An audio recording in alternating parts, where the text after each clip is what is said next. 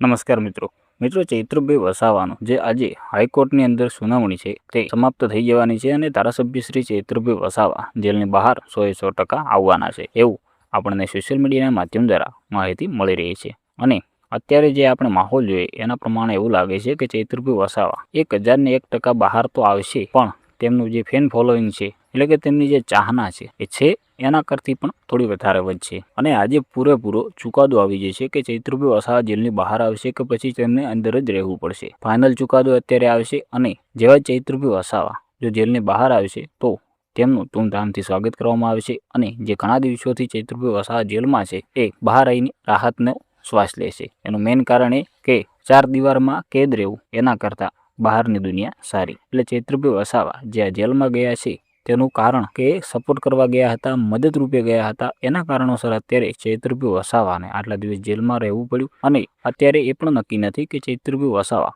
જેલની બહાર આવશે કે નહીં આવે, કેમ કે આજે સુધી કોઈ પણ નક્કી થયું નથી। એટલે જેવા જ આપણને માહિતી મળશે કે જેવા જ સમાચાર મળશે એવી આપણા ચેનલમાં વિડીયો પોસ્ટ થઈ જશે। એટલા માટે આપણી ચેનલને હજુ સુધી સબસ્ક્રાઇબ ના કરી હોય તો સબસ્ક્રાઇબ કરી દેજો અને વિડીયોને લાઇક કરી દેજો અને મહેરબાની કરીને કોઈ પણ ભાઈ ખરાબ કોમેન્ટ પણ કરતા નહીં, કેમ કે આપણને જે પણ સોશિયલ મીડિયાના માધ્યમ દ્વારા માહિતી મળે છે એ જ આપણે માહિતી તમારા સુધી પહોંચાડીએ છીએ।